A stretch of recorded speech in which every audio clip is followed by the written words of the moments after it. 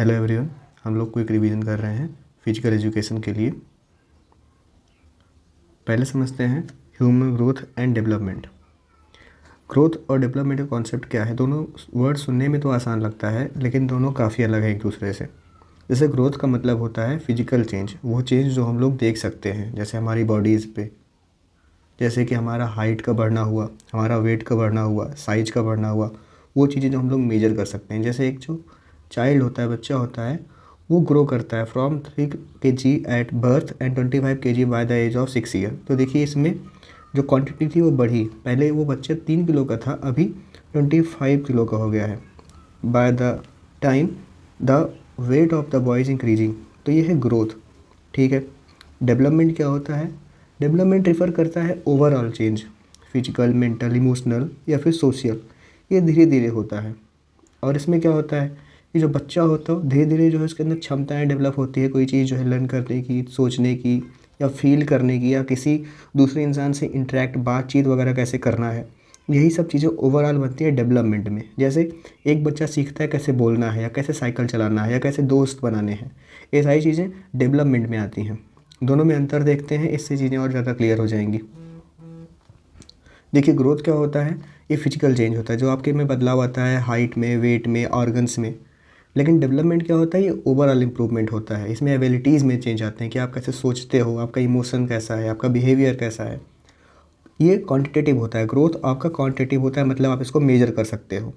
जैसे कि एक बच्चा 1 साल में 5 सेंटीमीटर बढ़ रहा है, या एक बच्चा 1 साल में 5 किलो उसका वज़न बढ़ रहा है, तो आप इसको मेजर कर सकते हो। तो आप ग्रोथ को मेजर कर सकते हो, क्वांटिटेटिव होता है। जबकि डेवलपमेंट क्या होता है? ये क्वालिटेटिव होता है। इसमें चीज़ें क्वालिटेटिव रहती हैं। क्वालिटी इसमें देखा जाता है कि जैसे आप कितने खुश हो, आप लिखना पढ़ना सीख गए हो, या आप कितनी तेज़ बोल सकते हो, आप कितनी तेज़ दौड़ सकते हो। ये चीज़ें डेवलपमेंट में आती हैं। जो ग्रोथ होता है वो सर्टेन एज तक होता है, उसके बाद रुक जाता है। आपका बॉडी जो है पूरे जीवन भर नहीं बढ़ेगा हाइट, एक समय बाद ये रुक जाएगा। जबकि जो आपका डेवलपमेंट होता है वो पूरे जीवन होता रहता है। आप पूरे जीवन कुछ ना कुछ नया सीखते रहते हो, आपकी बॉडी में कुछ ना कुछ चेंज आते रहते हैं। हो सकता है चेंज इमोशनल चेंज हो, या ऐसी बहुत सारी चीज़ें हैं। अब देखते हैं stages of human growth and development. तो जो पहला फेज़ होता है ह्यूमन डेवलपमेंट, वो है इन्फेंसी। दैट मीन्स कि जब बच्चा शुरुआत 0 से लेकर 5 ईयर तक रहता है, इन्फेंसी होता है। Rapid growth in height and weight, इस समय जो है हाइट और वेट में बहुत तेज़ी से ग्रोथ होता है। आप बच्चे को 6 महीने पहले देखिए और 6 महीने बाद देखिए इस समय में, तो आपको बहुत बड़ा अंतर समझ में आएगा। इसमें डेवलप होती है बेसिक स्किल, जैसे कि क्रॉलिंग, यानी कि चलना अपने घुटनों और हाथों का। आप देखते हैं ना बच्चे क्रॉलिंग करते हैं, अपने घुटने और अपने हाथ के बल से चलते हैं। फिर थोड़ा बहुत पैर से चलना सीखते हैं, बोलना सीखते हैं, और धीरे धीरे रिकॉग्नाइज़ भी करते हैं कि ये मेरी माता जी हैं, पिताजी हैं, मेरा भाई है, ये मेरा घर है। तो चीज़ें रिकॉग्नाइज़ करते हैं, जानवरों को रिकॉग्नाइज़ वो कर लेते हैं, और सिंपल सिंपल वर्ड्स भी कहना शुरू कर देते हैं, जैसे कि मामा, दादा। और ये वर्ड्स ऐसे होंगे जो सिंपल होंगे, यानी कि उसमें 2 वर्ड्स 2 बार यूज हो रहे हों। नेक्स्ट है चाइल्डहुड। चाइल्डहुड की एज होती है 5 to 12 ईयर्स, ठीक है। इसमें भी आपकी फिजिकल ग्रोथ होती रहती है, लेकिन इसमें बच्चा कुछ और चीज़ें भी करता है सीखना, जैसे कि डेवलपमेंट। थिंकिंग स्किल आ जाती है, बच्चा सोचने लगता है, क्यूरियोसिटी बढ़ने लगती है, जैसे कि चिड़िया उड़ क्यों रही है, आसमान नीला क्यों है। ऐसी क्यूरियोसिटी चीज़ें बच्चे के अंदर डेवलप होती है, क्योंकि बच्चे का जो है डेवलपमेंट हो रहा है। अब सिर्फ उसका ग्रोथ ही नहीं हो रहा है, उसकी सिर्फ शरीर नहीं बड़ी हो रही है, उसके अंदर जो है मेंटली भी चेंजेस आ रहे हैं। कुछ सोशल स्किल्स सीखता है, सामाजिक स्किल सीखते हैं, जैसे कि दोस्त बनाना सीखता है, कुछ नियम कानून फॉलो करने लगता है, स्कूल जाने लगता है ऐसे में। जैसे कि एक बच्चा जो है सीखता है बाइसिकल चलाना या मैथ की प्रॉब्लम सॉल्व करना, तो इसी एज में होता है। एडोलसेंस की एज आती है 12 to 19 ईयर, इसमें प्यूबर्टी स्टार्ट होती है। इसमें फिजिकल चेंजेस काफ़ी तेज़ी से हो जाते हैं फिर से, जैसे कि जो वॉइस होती है, जो आवाज़ होती है, वो डीप हो जाती है लड़कों में। लड़कियों के अंदर जो है मेंस्ट्रुएशन प्रोसेस चालू हो जाता है। इमोशनल चेंजेस, इसमें मूड स्विंग्स होते हैं, सेल्फ आइडेंटिटी डेवलप्स होते हैं। जैसे कि मूड स्विंग्स का मतलब अचानक से नाराज़, अचानक से किसी बात पे खुश हो जाना, जल्दी गुस्सा हो जाना, ठीक है। उसके अलावा कहीं ना कहीं सेल्फ आइडेंटिटी डेवलप होती है कि हाँ ये मैं हूँ, मैं ये कर सकता हूँ। चीज़ें जो है मैं पे आके रुकने लगती है कि मैं ही हूँ जो सेंटर ऑफ द वर्ल्ड है, सिर्फ मैं ही हूँ ऐसा। चीज़ें मुझसे शुरू हो, सबसे अच्छा मैं ही दिखूँ, ऐसी चीज़ें जो है चालू हो जाती है। एग्जाम्पल है टीनेजर्स हैं, वो फील करते हैं ज़्यादा इंडिपेंडेंट और वो अपना खुद ही स्टार्ट कर देते हैं अपनी चीज़ों को चुनना, जैसे कि मैं किस प्रकार के बाल कटवाऊँगा, कैसे मैं कपड़े पहनूँगा, सारी चीज़ें खुद चुनने लगते हैं बच्चे एडोलसेंस की एज में। एडल्टहुड 19 to 65 ईयर्स या फिर इसके ऊपर, इसमें जो है जो फिजिकल ग्रोथ है, जो ग्रोथ होती है वो लगभग रुक चुकी जाती है। डेवलपमेंट चलता रहता है, आपको मालूम है, जैसे इमोशनल और सोशल डेवलपमेंट है कंटिन्यू, क्योंकि डेवलपमेंट लाइफ लॉन्ग प्रोसेस है, हमेशा चलता रहेगा। इसमें जो है लोग बच्चे करियर पे फोकस करते हैं, रिलेशनशिप पे और फैमिली पे, जैसे कि एडल्ट्स जो है अपना कैरियर्स बनाते हैं और अपनी फैमिली स्टार्ट करते हैं। Factors that influence human growth and development, ये सब कुछ फैक्टर्स हैं जो इंसान कैसा ग्रोथ करेगा, उसके अंदर कैसा डेवलपमेंट आएगा। तो पहला तो है आपका hereditary, that means gene. Traits are pass from parent to childrens like height, skin colour, intelligence. जैसे कि आपका जो एक आपका हाइट क्या होगा, आपकी स्किन का कलर क्या होगा, आप कितने बुद्धिमान होगे, ये चीज़ें कहीं ना कहीं डिपेंड करती है आपके जीन्स पे। आपको अपने पेरेंट्स से क्या मिला है, आपके पेरेंट्स मोस्टली अगर टॉल हैं तो आप देखेंगे कि आपकी भी हाइट अच्छी होगी। इन्वायरमेंट दूसरी चीज़ इस पर डिपेंड करता है ह्यूमन का ग्रोथ और डेवलपमेंट, वो है आपका इन्वायरमेंट। आप किस सराउंडिंग्स में रहते हो, आप किस घर में रहते हो, आपका स्कूल कैसा है, आप जिस समाज में रहते हो समाज कैसा है, तो अभी जो है बच्चों की पर्सनालिटी को जो है वो भी डेवलप करता है। जैसे कि एक बच्चा है जो किसी सपोर्टिव या लविंग इन्वायरमेंट में जो बड़ा पला बड़ा है, तो उसमें आप देखोगे कि वो बच्चा थोड़ा सा कॉन्फिडेंस रहेगा। जबकि एक बच्चा जो हार्श इन्वायरमेंट, यानी कि ऐसा इन्वायरमेंट जहाँ हमेशा बैड वर्ड्स यूज होते हैं या मारपीट होती रहती है, तो ऐसे में जो जो बच्चा रहेगा वो थोड़ा सा डरा हुआ रहेगा, शाय रहेगा, या फिर हो सकता है वो भी वैसा ही बन जाए। तो इन्वायरमेंट काफ़ी बड़ा इंपॉर्टेंट रोल प्ले करता है किसी भी बच्चे के ग्रोथ और डेवलपमेंट में। तीसरी चीज़ जो रोल प्ले करती है वो है gender. Boys and girls grow differently, जाहिर सी बात है दोनों लोग का जो ग्रोथ होता है वो अलग अलग होता है। जो बॉय होते हैं यूजली ज़्यादा वो लंबे होते हैं, वो ज़्यादा जो है गेन करते हैं वेट वगैरह, मसल वगैरह। जबकि जो लड़कियां होती हैं वो मेच्योर ज़्यादा तेज़ी से होती हैं, हाइट उनकी तेज़ी से ना बढ़े, लेकिन जो मेच्योर, इमोशनली मेच्योर हो जाना, तो वो थोड़ा सा जो है उनके अंदर ज़्यादा तेज़ी से होता है लड़कों के मुकाबले। एग्जाम्पल, गर्ल्स में start puberty earlier than boys. Nationality, चौथा चीज़ जो आपके ग्रोथ और डेवलपमेंट में इफेक्ट करेगी वो है आपका nationality. Different cultures and countries have different life style. अलग अलग देश हैं दुनिया में, सभी देश के पास अपने कल्चर हैं, सभी का अपना अलग लाइफ स्टाइल है, सभी देश का डाइट अलग है, यानी कि उस देश में ज़्यादा जो उगेगा उस देश के लोग वही ज़्यादा खाएंगे, ट्रेडिशन अलग है। तो ये सारी चीज़ें भी जो है आपके ग्रोथ और डेवलपमेंट को इन्फ्लुएंस करती हैं। जैसे कि childrens from countries with balance diet and better health care may grow healthier and stronger. जैसे कोई देश है जो ऑलरेडी समृद्ध है, जैसे अमेरिका है, जापान है, तो वहाँ का डाइट अच्छा होगा, वहाँ का हेल्थ केयर सिस्टम अच्छा होगा। लेकिन जबकि कोई जो गरीब देश है, जो अंडर डेवलप्ड नेशन है, नेपाल, बांग्लादेश, भूटान, तो यहाँ पे उतनी अच्छी डाइट भी नहीं होगी, उतने अच्छे हॉस्पिटल्स भी नहीं होंगे, तो यहाँ हो सकता है बच्चे उतने स्ट्रांग ना हो। और पांचवा चीज़ जिस पर डिपेंड करता है वो है nutrition.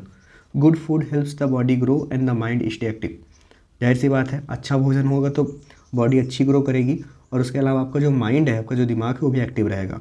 Lack of nutrients can slow down growth and weaken the immune system. लेकिन अगर आपका न्यूट्रिएंट्स यानी आप जो खाना पीना खा रहे हो उसमें न्यूट्रिएंट्स नहीं है, तो ऐसे में आपका ग्रोथ भी स्लो डाउन हो जाएगा और आपका इम्यून सिस्टम भी कमज़ोर हो जाएगा।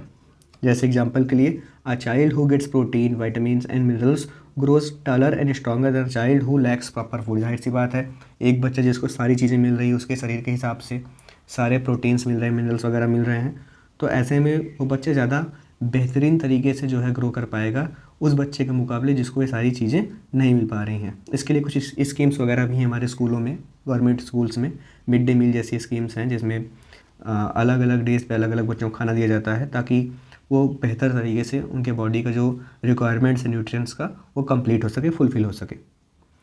अब देखते हैं फिजिकल एजुकेशन। तो पहले समझते हैं meaning of physical education. Direct ये जो है डेफिनेशन पूछ सकता है। तो physical education is a subject that focuses on the development of the body and mind. हमको कई बार लगता है कि फिजिकल एजुकेशन जो सब्जेक्ट होता है वो सिर्फ बॉडी को ही डेवलप करता है, लेकिन ऐसा नहीं है, ये माइंड को भी डेवलप करता है।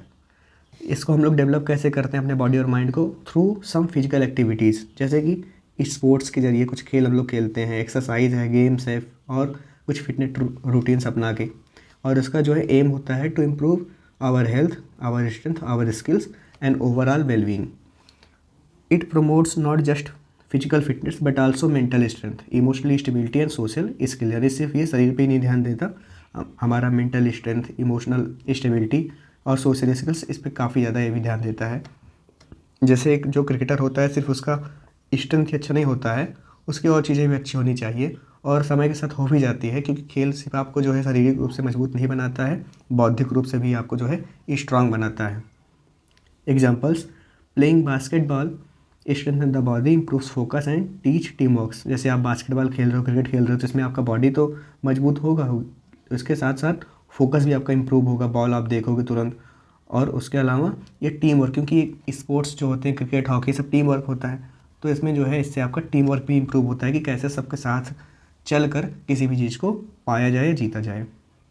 Objectives of physical education, the goal of physical education is ensure complete development. मैंने बताया इसका जो ऑब्जेक्टिव है कंप्लीट डेवलपमेंट है, फिजिकली भी, मेंटली भी, सोशली भी और इमोशनली भी। अब इसका और ऑब्जेक्टिव देखते हैं। तो इसका पहला ऑब्जेक्टिव जो मैंने बताया वो है फिजिकल डेवलपमेंट। तो फिजिकल डेवलपमेंट में आपको वही आ जाएगा, आपका स्ट्रेंथ मजबूत करेगा, स्टेमिना मजबूत करेगा, फ्लेक्सिबिलिटी और उसके अलावा coordination. Promotes healthy growth of bones, muscle and organs, prevent life style disease like obesity, diabetes, health problems. जैसी बात है, अगर आप फिजिकली मजबूत हो तो बहुत सारी समस्याएं जो डिजीज़ होते हैं वो आपके शरीर को छू भी नहीं पाएंगी। एग्जाम्पल के लिए, running improves heart health and increases endurance while stretching improves flexibility.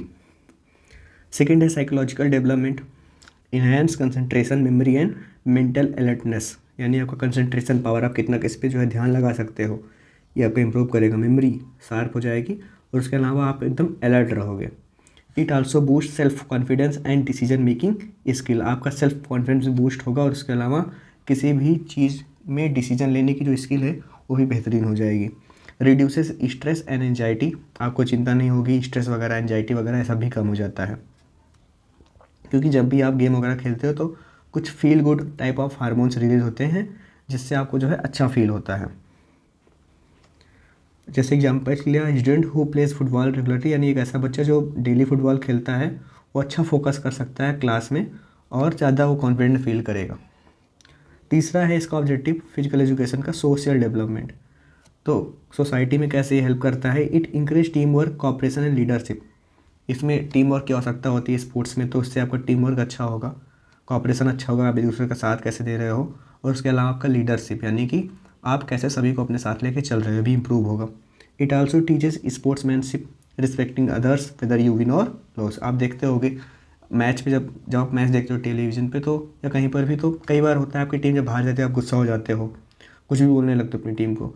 लेकिन सोचो वो लोग जो वहाँ खेल रहे थे हज़ार लाख लोगों के सामने, जब वो हारते हैं तो फिर भी वो लोग तो थोड़ा बहुत मायूस तो होते हैं, बट फिर भी वो लोग हाथ मिलाते हैं। तो इसमें क्या दिखता है, ये स्पोर्ट्समैनशिप है, यानी कि आप खेल रहे थे ठीक है, लेकिन खेल खत्म हुआ, आप हारे जीते, उससे मतलब नहीं है। Promotes communication skill and it also help to build friendships. जैसे कि playing volleyball teaches players to coordinate and support each other for a common goal, and what is their common goal, to win. और चौथा है emotional development, it helps control emotions like anger, frustration and disappointment, teaches patience, perseverance and resilience, builds self discipline and a positive attitude. Simple summarise करके अगर इसको देखा जाए तो emotionally आपको काफ़ी ज़्यादा डेवलप करता है। जैसे कि आपके अंदर से जो आप एक्सप्रेस कर देते हो, छोटी छोटी बात पे गुस्सा आया, आप कुछ उल्टा सीधा बोल दिए, मार पीट पे चले गए, तो ऐसा चीज़ें अगर आप एक अच्छे स्पोर्ट्स वगैरह से जुड़े हो तो ये चीज़ें आपके अंदर अपने आप डेवलप हो जाएंगी, कैसे चीज़ों को, कैसे अपने आप को इमोशनली जो है कंट्रोल किया जाए, क्योंकि चीज़ें उसी हिसाब से जाती हैं जैसे आप उसको लेके जाएंगे। बॉडी टाइप्स देखते हैं, छोटे पहले एग्जांपल देखते हैं। A student who loses a match learns to handle failure gracefully and tries harder next time. ऐसी बात है, वही मैं बता रहा हूँ। जैसे अगर आप एक बार कोई मैच हारते हो तो ऐसे में एक कॉमन आदमी क्या करेगा, इधर उधर पैर मारेगा, गुस्सा हो जाएगा, किसी तीसरे इंसान पे गुस्सा उतारेगा। लेकिन जो एक स्पोर्ट्स मैन है वो ऐसा नहीं करेगा, वो उस फेलियर को हैंडल करेगा और फिर प्रयास करेगा कैसे और हार्ड वर्क किया जाए, किस चीज़ों पे और काम किया जाए ताकि हम जो है आगे बेटर कर सकें। कुछ बॉडी टाइप्स हैं, एक एक करके देखते हैं। सभी इंसानों की बॉडी टाइप अलग होती है। पहला है इंडोमॉर्फ। इंडोमॉर्फ बॉडी टाइप आप लोग देख सकते हो, थर्ड वाली जो वाली बॉडी आपकी इंडोमॉर्फ है। इसमें करेक्टर्स क्या होते हैं, बॉडी सॉफ्ट होती है, राउंड बॉडी और more body fat, gains weight easily specially fat, और ऐसे बॉडी वाले जो है वेट काफ़ी तेज़ी से गेन करते हैं और इनका जो मेटाबॉलिज्म होता है काफ़ी स्लो होता है। कैसे पहचाना जा सकता है, person with a wide waist and heavier lower body. Next है, और इनके लिए आइडियल एक्सरसाइजेस क्या हैं, cardio exercise like running, swimming, strength training and build muscle and burn fat. Next है mesomorph body type. Mesomorph body type आप लोग देख सकते हो सेकंड नंबर वाली। इनके करेक्टर्स क्या होते हैं, naturally athletics and muscular build, काफ़ी मस्कुलर बॉडी होती है और ये लोग नेचुरली एथलीट्स होते हैं, धावक होते हैं, दौड़ने वाले। Gains muscle easily loses fat quickly, ये मसल्स काफ़ी तेज़ी से गेन करते हैं और जो फैट होता है, जो मोटापा होता है, वो भी लोग काफ़ी जल्दी से जो है रिलीज़ करते हैं, लूज़ करते हैं। स्ट्रॉन्ग एंड ब्रॉड शोल्डर, इनका जो कंधा होता है काफ़ी मजबूत होता है और चौड़ा होता है, जबकि इनका वेस्ट जो है काफ़ी पतला होता है, आप लोग देख सकते हैं इस इमेज में। ठीक है, इनका शोल्डर आप लोग देख सकते हैं चौड़ा है और मजबूत भी दिख रहा है। इनके लिए इनके एग्जांपल्स क्या हैं, जिमनास्ट लोग हो गए। ठीक है, और इनके लिए एक्सरसाइज क्या है, वही weight lift, sports, moderate cardio. Next है एक्टोमॉर्फ, इनके करेक्टर्स क्या होते हैं, lean and thin body with long limbs, struggle to gain weight both fat and muscle, fast metabolism. जो फर्स्ट वाला है फिगर, लीन बॉडी होती है काफ़ी इन लोगों की। ठीक है, इनको ना ही जल्दी वेट गेन होता है, ना ही जल्दी ये लोग जो है मसल जल्दी गेन कर पाते हैं। इनके एग्जांपल्स है marathon runner with a cylinder frame. इनके लिए एक्सरसाइजेस क्या क्या हैं, strength training to build muscles along with enough food और weight gain. Physical fitness, meaning of physical fitness and its importance. तो फिजिकल फिटनेस क्या है, it is a ability of the body to perform daily tasks efficiently without getting tired easily and still having energy for extra activities। तो वही physical fitness है कि आप अपना जो दिन भर का जो काम है वो तो आसानी से कर ही सको, फिर भी आप थको नहीं, कि ऐसा नहीं कि थोड़ा सा काम किया फिर थक गए और आपको सोना है, नहीं। इसका इंपॉर्टेंस क्या होता है, health maintain a healthy weight, आपका वेट हेल्दी होता है। स्ट्रेंथन द हार्ट, आपका हार्ट मजबूत होता है, मसल मजबूत होती है और बोन्स मजबूत होती हैं। Improves mood and reduces stress, आपका दिमाग मूड अच्छा होता है, प्लस स्ट्रेस बहुत कम होता है। Energy release levels and stamina, enhance sports performance and prevent injuries. Example, a fit student can play football, climb stairs and study without feeling exhausted. उसी जगह कोई जो कमज़ोर बच्चा होता है, जिसकी फिजिकल फिटनेस कमज़ोर होती है, उस बच्चे का आप देखोगे कि अगर खेल के आया है तब उसको आधे घंटे रेस्ट चाहिए, 1 घंटे रेस्ट चाहिए। लेकिन जो एक फिजिकली फिट आदमी है वो खेलेगा भी, पढ़ेगा भी, दौड़ेगा भी, उसको कोई दिक्कत नहीं होगी। Components of physical fitness, cardiovascular, respiratory endurance, ability of the heart, lungs and blood vessels to supply oxygen during prolonged activities। Example, running, swimming, cycling. यानी कि एक ऐसी एबिलिटी आपके हार्ट की, लंग की या ब्लड वेसल्स की, जो आपको कंटिन्यूसली ऑक्सीजन सप्लाई करता रहे जब भी आप कोई ऐसा एक्टिविटी कर रहे हो जिसमें ज़्यादा ऑक्सीजन की आवश्यकता होती है, जैसे कि running, swimming, cycling. Now stamina क्या होता है, ये एबिलिटी होती है to sustain physical efforts over a long period. Example, a long distance runner needs stamina to maintain pace. Stamina होता है कि क्षमता, यानी एबिलिटी, आपकी कितनी एबिलिटी है to sustain the physical effort, लंबे समय के लिए। स्ट्रेंथ क्या होता है, the muscle ability to exert force, यानी कि आपकी मसल में कितनी क्षमता है कि कोई फोर्स को लगा सके। ठीक है, जैसे कि लिफ्टिंग हैवी वेट्स और पुशिंग अ डोर, इसमें क्या लगता है, इसमें स्ट्रेंथ लगता है। फ्लेक्सिबिलिटी क्या होती है, the ability of the joints to move through a full range of motion. Example, gymnast need flexibility for splits and flips. यानी इसमें आपकी जो जॉइंट्स हैं, आपके जो जोड़ हैं, जहाँ से आपकी जो हड्डियाँ जुड़ी हुई हैं, इनमें कितनी फ्लेक्सिबिलिटी, इसमें कितनी एबिलिटी है कि ये फुल रेंज तक मोशन कर पाएँ। यानी कि आपका हाथ जो है, जैसे कि अगर आप अपने हाथ को टच कराने का प्रयास करिए अपने टोज़ के साथ, तो क्या आप टच कर पाते हैं अगर हाथ, तो इसका मतलब आपकी जो जॉइंट्स हैं फ्लेक्सिबल हैं। पावर क्या होता है, the combination of strength and speed to perform action quickly and forcefully, ये होता है पावर। स्पीड क्या होती है, the ability to move quickly from one point to another, जैसे कि स्प्रिंटर होता है वो 100 मीटर जो है तेज़ी से दौड़ जाता है। कोऑर्डिनेशन क्या होता है, the ability of use body parts smoothly and efficiently together, a cricketer timing a shot perfectly. इसमें क्या होता है कि आपके बॉडी के सारे पार्ट्स एक साथ काम करते हैं, एक प्रॉपर कोऑर्डिनेशन में काम करते हैं। जैसे कि एक क्रिकेटर होता है, जब उसको शॉट खेलना होता है, अभी आप ही मान लीजिए आप बैडमिंटन वगैरह खेल रहे हो, क्रिकेट खेल रहे हो, तो उसमें सिर्फ आपका एक बॉडी पार्ट काम नहीं करता रहता है, उसमें आपका लेग्स भी काम कर रहा है, तेज़ी से भाग रहा है, आपका हाथ भी तेज़ी से जो है काम कर रहा है, वो फ्लिक कर रहा है शॉट्स को, उसके अलावा आपकी आँख भी कोऑर्डिनेट कर रही हैं, आपका मुंह भी कोऑर्डिनेट कर रहा है, वो भी अपने साथी को तेज़ी से बोल रहा है कि अब तुम्हारा शॉट है, तुम लोग, काफ़ी चीज़ें होती हैं कोऑर्डिनेशन, जबकि सारे बॉडी के पोर्शन जो हैं एफिशिएंटली एक दूसरे के साथ काम करते हों। नाउ नेक्स्ट है एजिलिटी। क्या होता है? The ability to change direction quickly while maintaining control. आप लोग देखते होंगे फुटबॉलर वगैरह को या क्रिकेटर वगैरह को, वो लोग काफ़ी तेज़ी से दौड़ के रन लेते हैं, इधर से चालू कि इधर गए, फिर तुरंत क्विकली फिर तुरंत मुड़े, अपना डायरेक्शन चेंज किया, दोबारा आगे वापस। ये होता है एजिलिटी। बैलेंस क्या होता है? The ability to stay stable while standing और मूविंग। यानी कि जब आप मूव कर रहे हो या कुछ भी कर रहे हो, स्टैंड कर रहे हो, तो आप कितने स्टेबल हो, आप कितना जो एक तरफ रुके हुए हो, वही एबिलिटी आपका बैलेंस है। एक्यूरेंसी क्या होती है? The ability to control movement precisely in a specific direction और intensity. Example, an archer hitting the bull's eye. That means इसमें एबिलिटी होती है कि कितना आप अपने ऊपर अपने हाथों पे कंट्रोल रख के किसी एक डायरेक्शन में निशाना लगा सको, या फिर आप कितने प्रिसाइजली किसी भी चीज़ को किसी एक डायरेक्शन में फेंक सकते हो। Factors affecting physical fitness. अब ऐसे कौन कौन से फैक्टर्स हैं जो आपकी फिजिकल फिटनेस को अफेक्ट कर सकते हैं? तो पहला है हेरिडेटरी, हम लोग इसके बारे में ऊपर बात कर चुके हैं, यानी कि आपकी बॉडी टाइप या आपका मसल स्ट्रक्चर या आपका मेटाबॉलिज्म, ये जो है आपके पेरेंट्स से मिलता है। अब उनका कैसे रहा होगा, इसी पे जो है आपका भी डिपेंड करेगा कि आपकी फिजिकल फिटनेस कैसी रहेगी। जैसे कुछ लोगों के पास नेचुरली स्ट्रॉन्गर मसल्स होती हैं, फास्टर मेटाबॉलिज्म होता है, और कारण क्या है? क्योंकि उनको ऐसा अपने पेरेंट्स से मिला हुआ है। कुछ ऐसे लोग होते हैं जो बहुत अच्छा डांस करते हैं या फिर बहुत अच्छा क्रिकेट खेलते हैं, क्यों? क्योंकि उनको ऐसा अपने पेरेंट्स से मिला हुआ है। कुछ लोग तेज़ी से दौड़ सकते हैं, उनको उधर पेरेंट्स से मिला, उनकी जीन्स वैसी है। उसके अलावा nutritions. A balanced diet fuels the body for energy, muscle repair and growth. Nutrients भी इंपॉर्टेंट है आपकी फिजिकल फिटनेस के लिए, क्योंकि अगर आपका जो डाइट अगर बैलेंस्ड है तो आपके जो है बॉडी को प्रॉपर एनर्जी देगा, मसल को रिपेयर कर तेज़ी से करेगा, आपकी ग्रोथ में सहायता करेगा।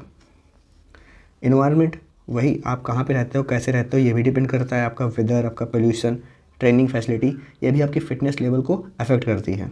एक जो एथलीट्स होता है, उनको ट्रेनिंग करने के लिए एक साफ़ हवा चाहिए, प्रॉपर फैसिलिटी चाहिए, तो ज़्यादा अच्छे से कर पाएगा।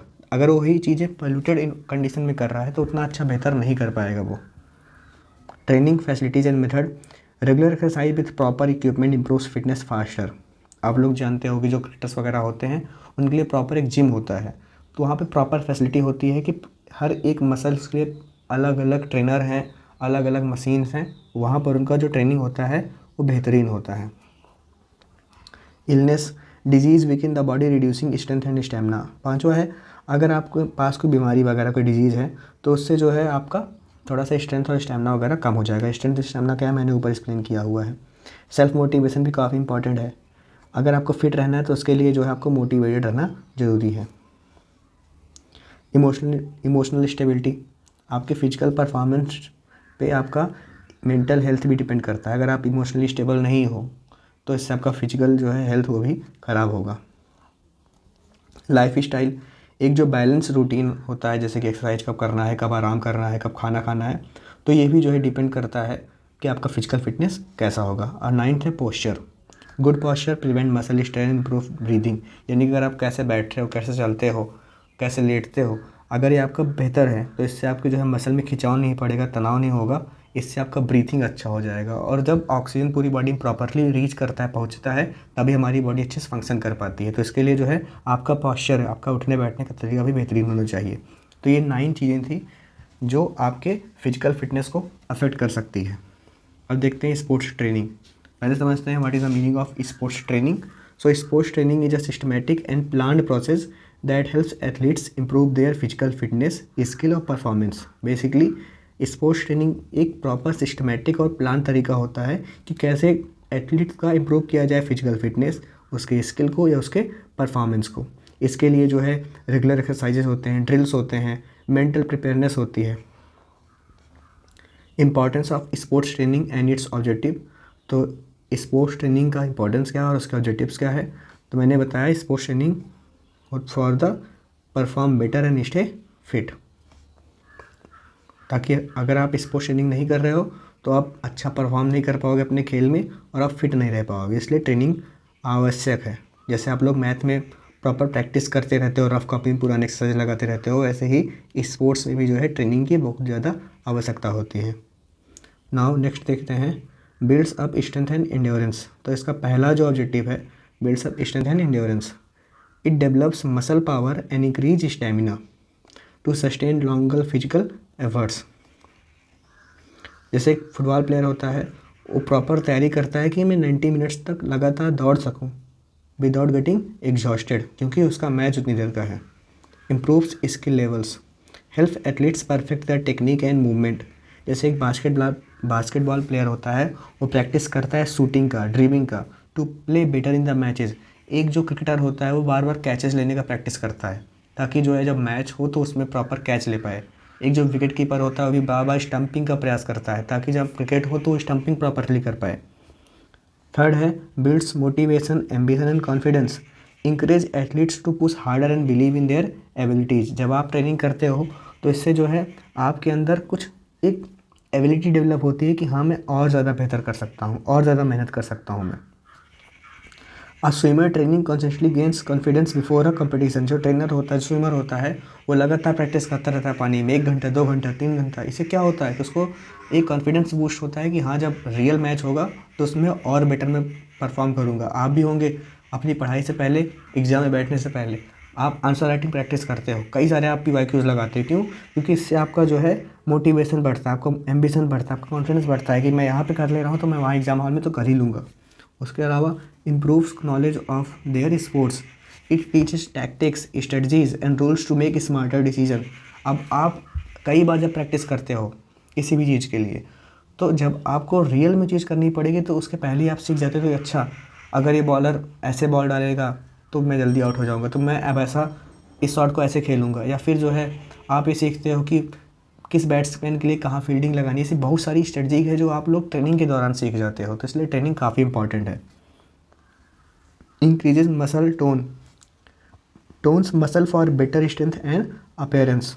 Example, gymnast have well defined muscle which help with balance and strength. Sixth है facilitates good circulation, boost heart function, improving blood flow and oxygen supply to muscle. बाकी कई सारी चीज़ें हैं इसमें,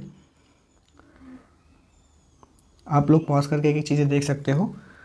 बाकी वीडियो ज़्यादा लंबी हो जाएगी, आपका भी समय जो है ख़राब होगा, इसलिए सबसे बेहतर यही है कि मैं इन सभी टर्म्स को, इस पूरे PDF को मैं टेलीग्राम चैनल में डाल दे रहा हूँ। वहाँ से आप लोग जो है PDF को पूरा डाउनलोड करिए, आप खुद से ही जो ये चीज़ें एक बार देख लीजिएगा। जैसे seventh, improves agility too and flexibility. Agility क्या है मैंने बताया, फ्लेक्सिबिलिटी क्या है भी मैंने बताया। एट्थ है improve the rate of waste product disposal, speed of recovery time, more resistant to injury and illness, improves concentration और इंक्रीज सेल्फ स्टीम। आप कोई भी चीज़ों पे पॉज करके आप उसको जो है देख सकते हो। बाकी इतनी पॉइंट्स आपको ध्यान रखने की आवश्यकता नहीं है। प्रिंसिपल ऑफ स्पोर्ट्स ट्रेनिंग, पहला है individuality, every athletes is different, so training should match there unique strength, weakness and goals. यानी कि हर एक जो एथलीट होता है, हर एक जो धावक होता है, जो खिलाड़ी होता है, उसका अपना कुछ बेहतर होता है, कुछ ख़राब होता है, तो उसको उसी प्रकार से ट्रेनिंग करानी चाहिए। उसका क्या बेहतर है, उस पर किस पे काम करना है, किस पे काम नहीं करना है, तो हर एक का जो है इंडिविजुअल लेवल पे काम कराना चाहिए। सेकंड है training must focus on the sport specific skill and muscle involve. यानी कि जो है जो ट्रेनिंग होनी चाहिए किसी भी स्पोर्ट्स पर्सन के लिए, वो उसकी स्किल के हिसाब से होना चाहिए, उसके स्पोर्ट्स के हिसाब से होना चाहिए। जैसे कि जो स्विमर है, जो पानी में जो तैरता है, उसकी ट्रेनिंग ऐसी होनी चाहिए जो ज़्यादा से ज़्यादा पानी के अंदर हो, ना कि लैंड पर हो। Progression, a training load should gradually increase to improve performance without causing injury. यानी कि जो है जैसे मान लीजिए वेट लिफ्टर जो वजन उठाता है, तो उसका ट्रेनिंग ऐसे स्लो होना चाहिए, ऐसे ग्रोथ होना चाहिए उसका। यानी कि शुरुआत में 10 kg उठा रहा है, फिर 12 हुआ, फिर 14 हुआ, फिर अचानक से 18 हो गया, फिर 20 हो गया। ऐसा नहीं रखना है कि पहले 10 था, फिर 50 हो गया, फिर 100 हो गया। ऐसे में क्या होगा कि उसको इंजरी वगैरह हो जाएगी। यानी कि जो प्रोग्रेशन है वो धीरे धीरे होना चाहिए। Overload, for improvement athletes must push their bodies beyond their usual level. यानी कि जो है आपको अपनी बॉडी को बार बार पुश करना है, इसकी लिमिटेशंस को बढ़ाना है। जैसे कि आज आप जो है आप आज जो है मान लीजिए कि 100 मीटर को आप 100 मीटर को मान लीजिए 14 सेकंड में कवर कर रहे हैं, तो आपको देखना है कि नेक्स्ट डे जब आप 100 मीटर करें तो उसके लिए आप उससे कम समय लें, मान लीजिए 13.5 सेकंड आप लीजिए। ऐसे आपको जो अपनी बॉडी को पुश करना है कि कल से जो है आज बेहतर बनना है। पाँचवा होना चाहिए adaptation. The body adopt to stress and training becoming stronger and more efficient, यानी वो बॉडी जो अडॉप्ट कर लेती है स्ट्रेस को झेलना, ठीक है, वो बॉडी ज़्यादा स्ट्रांग हो जाती है, ज़्यादा एफिशिएंट हो जाती है। अ cyclist leg muscles become stronger after weeks of hill training. Recovery, अब आपकी बॉडी में जो है आपकी मसल्स कितनी तेज़ से रिकवर हो रही है, कितनी तेज़ वो जो है दोबारा अपने ओरिजिनल पोजीशन में आ रही है, ये भी काफ़ी इंपॉर्टेंट है। बाकी रिवर्सिबिलिटी भी आप देख लीजिए पॉज करके, वेरिएंस देख लीजिए, फ्रीक्वेंसी देख लीजिए, continuity, active participation, periodisation, intensity, ये चीज़ें थी। इतना आपको नहीं देखना है, बस कुछ ही पॉइंट्स इंपॉर्टेंट होते हैं। Safety in sports, sports related injuries, इससे जरूर क्वेश्चन बनता है। तो sports injuries are common during physical activities.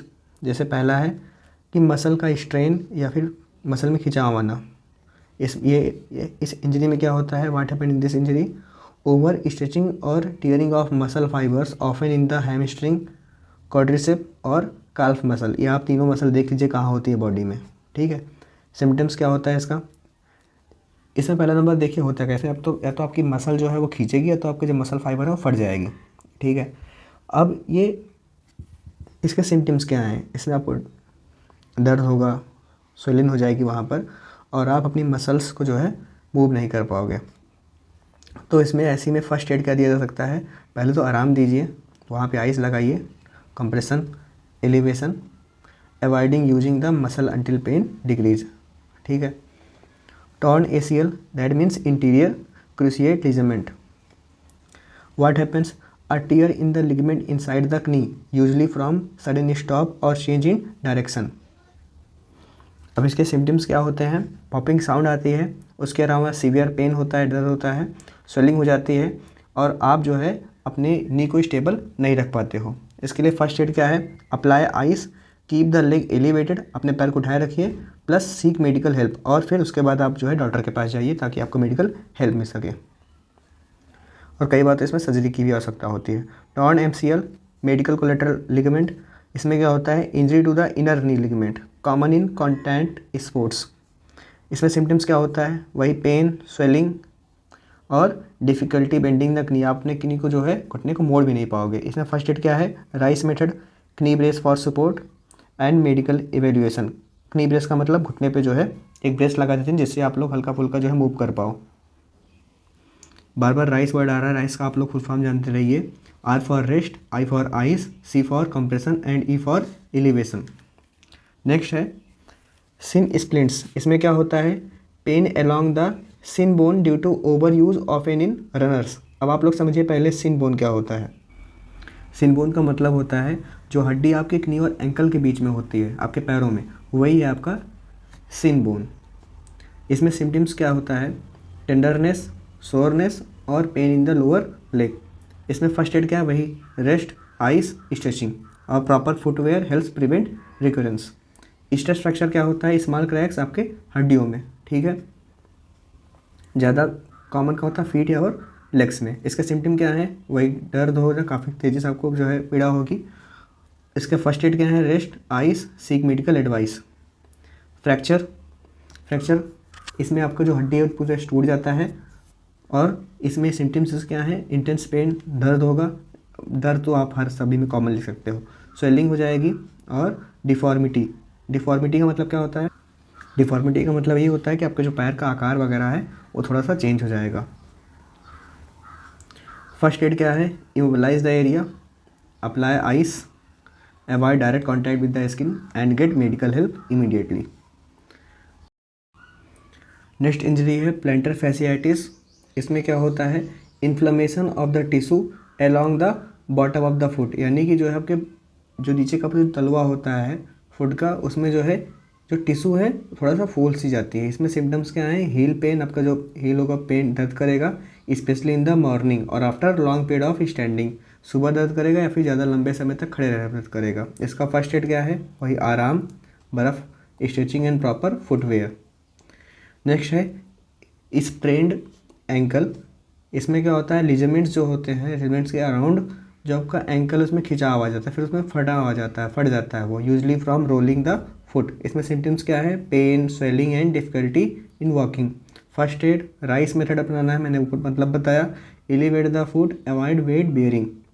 Tennis elbow, इसमें क्या होता है, over use injury causing pain around the outer elbow. इसमें सिम्टम्स क्या होते हैं, वही पेन सबका सिम्टम है, वीकनेस कमजोरी से लगेगी, tenderness on the outer elbow. First aid क्या है, रेस्ट, आराम करिए, सबको फर्स्ट एड वही है। Ice, compression band and stretching exercise. Lower back pain, इसमें खिंचाव आ जाता है लोअर बैक मसल्स में, ज़्यादा किसमें कॉमन है, वेट लिफ्टिंग वगैरह में। इसमें सिम्टम वही pain, stiffness, difficulty in standing up straight. First aid इसमें क्या है, आराम, आइस या फिर हीट पैक से आप सेकाई करिए, gentle stretching and avoiding lifting heavy objects. Next है अपना हिप बर्साइटिस, इसमें inflammation of the bursa fluid filled sacs near the hip joint. Symptoms क्या हैं, पेन आउटसाइड द हिप, और ज़्यादा वर्स हो जाता है जब आप मूव करते हो, उस पर प्रेशर लगाते हो। उसका फर्स्ट एड वही अपना evergreen, rest, ice. Concussion, what happened, a brain injury from a hit to the head. ये कॉमन होता है ऐसे स्पोर्ट्स में जिसमें कॉन्टैक्ट स्पोर्ट्स होते हैं, जैसे फुटबॉल हो गया या क्रिकेट वगैरह हो गया, इसमें आपके ब्रेन में इंजरी होने का खतरा होता है। सिम्टम्स होता है सर दर्द, हेडेक, डिजीनेस, चक्कर टाइप में आना, confusion, nausea, memory issue. First aid क्या है, वही रेस्ट करो, अवॉइड ब्राइट लाइट्स और स्क्रीन्स, दूर रखो ऐसी चीज़ों से, चमकती हुई चीज़ों से, और जल्दी जल्दी जो है मेडिकल हेल्प लो। नेक्स्ट है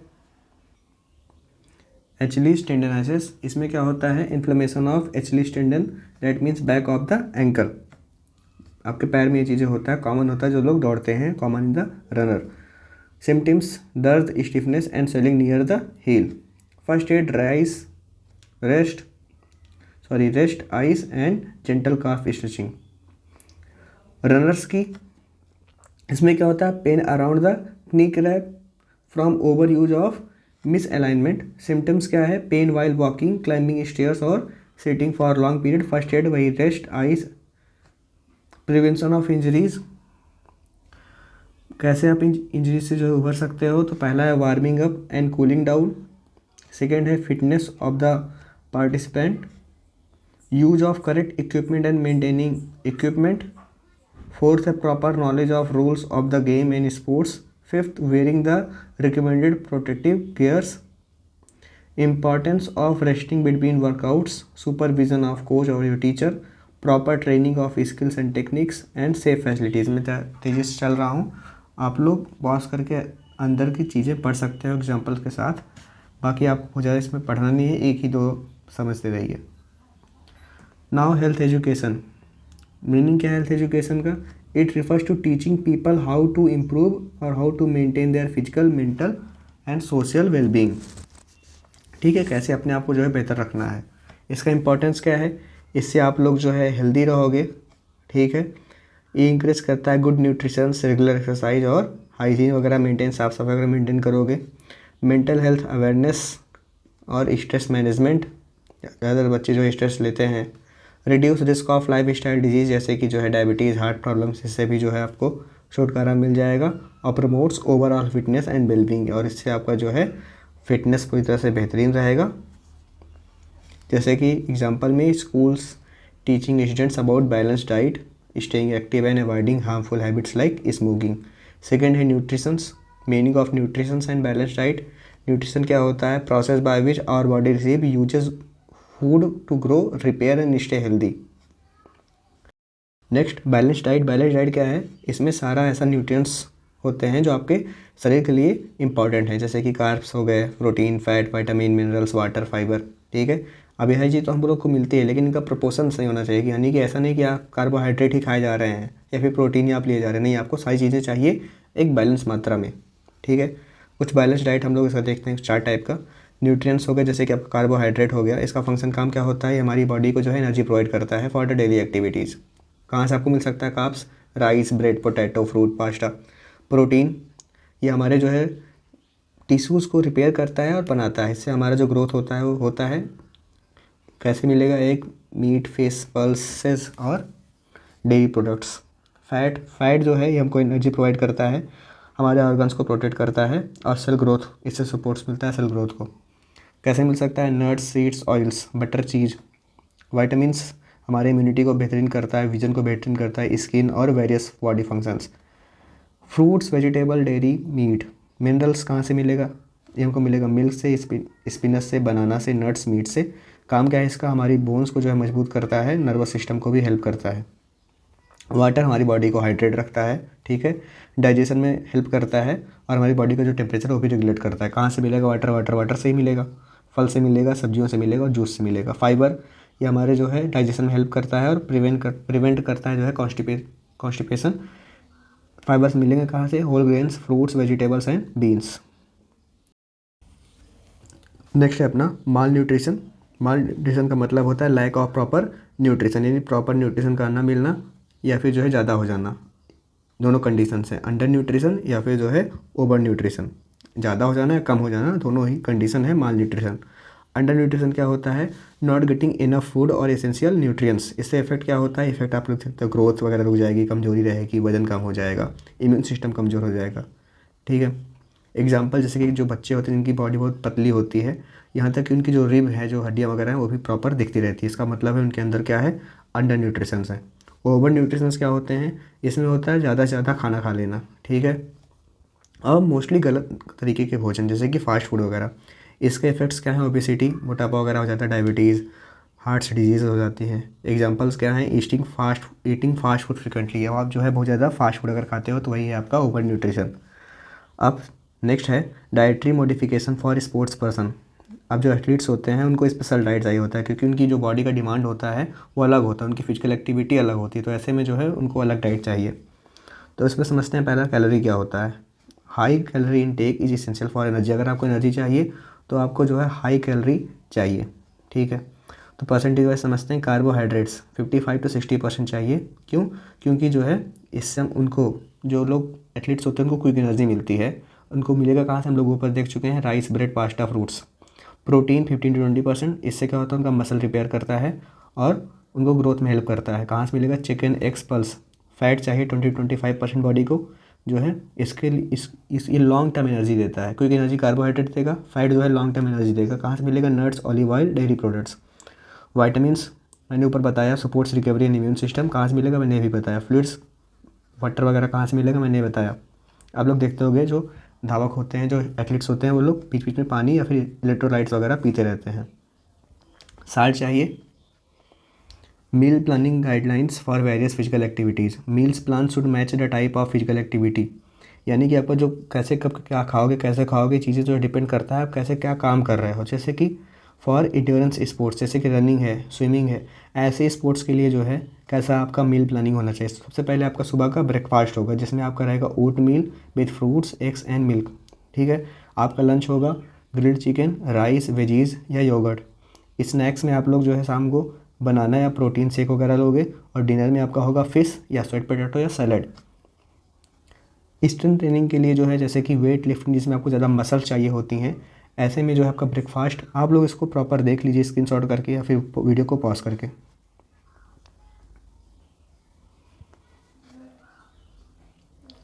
कैरियर्स इन फिजिकल एजुकेशन, तो क्या फिजिकल एजुकेशन में भी कोई कैरियर है? क्या कैरियर ऑप्शंस हैं? क्या आप इसमें कोई जॉब पा सकते हैं? हाँ, तो पहला है आपका कोच। कोच का रोल क्या होता है? ये ट्रेन करता है, गाइड करता है एथलीट्स को in the sports technique, fitness and strategy. इनके एग्जांपल्स हैं, जैसे फुटबॉल कोच होता है, बताता है कैसे क्या टैक्टिक्स यूज करो for to improve their player performance. और दूसरा है फिजिकल एजुकेशन टीचर, ये भी जो है कैरियर ऑप्शन है फिजिकल एजुकेशन में, स्कूल्स वगैरह में होते हैं। थर्ड है प्रोफेशनल स्पोर्ट्स पर्सन, कुछ ऐसे लोग हैं जो compete करते हैं डिस्ट्रिक्ट लेवल पे, स्टेट लेवल पे, नेशनल लेवल पे, जैसे कि हमारे क्रिकेटर्स हैं, फुटबॉलर्स हैं, ये सभी लोग जो है, इन लोग भी वहीं से गए हैं जो ऑप्शंस की हम लोग बात कर रहे हैं। फिजिकल एजुकेशन, स्पोर्ट्स मैनेजमेंट, कुछ कई लोग होते हैं जो स्पोर्ट्स इवेंट्स को मैनेज करते हैं, टीम बनाते हैं, एथलीट्स को जो है प्रॉपर उनकी मार्केटिंग वगैरह करते हैं, ठीक है। जैसे IPL के टीम मैनेजर्स वगैरह हो गए, वही लोग देखते हैं टीम कब क्या खेलेगी, कहाँ जाएगी। ओलंपिक के इवेंट मैनेजर्स होते हैं, तो ये भी एक करियर ऑप्शन है। फिफ्थ है कमेंटेटर, यही लोग होते हैं जो एनालिसिस करते हैं, कमेंट्री देते हैं। जब आप मैच देखते होंगे तो उसमें कुछ लोग कमेंट्री करते रहते हैं कि अब ऐसा हुआ वैसा हुआ, तो ये भी एक जो है करियर ऑप्शन है। स्पोर्ट्स ऑफिशियल हो सकते हैं आप, जैसे रेफरी या अंपायर हो सकते हैं। आपको अगर नॉलेज है तो आप खेल में रेफरी हो सकते हैं, या फिर अंपायर्स वगैरह हो सकते हैं अगर आपको रूल वगैरह सब कुछ मालूम है तो। सेक्शन ए आपका पूरा कंप्लीट हो चुका है, आप लोग इसको बार बार देख सकते हो, या फिर मैं पीडीएफ इसकी जो है टेलीग्राम चैनल पे डाल दूँगा, आप वहाँ से डाउनलोड करके अपना रिवाइज़ कर सकते हो। दूसरी चीज़ ये है कि क्रिकेट के कुछ टर्म्स हैं जो मैंने यहाँ पर दिए हुए हैं, आप इसको भी एक बार देख सकते हो, यहाँ से भी क्वेश्चन बनते ही बनते हैं। ठीक है।